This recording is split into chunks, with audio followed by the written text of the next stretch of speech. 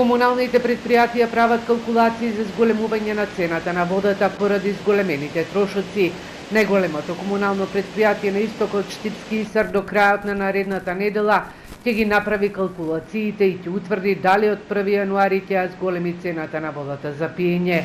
Од регулаторна комисија имаат план за период од 2021 до 2023 година, колку може да биде минималната и максималната цена, но не смее да биде повисока од 36,25 денари за метар кубен. До крајот на годината со донесување на финансискиот план и програмата за работа на јавното предпријатие ќе се дефинира и цената согласно методологијата на регулаторната комисија. Кочански водовод исто така размислува за можност големување на цената на водата. Ова предпријатие е презадолжено поради високите сметки за струја.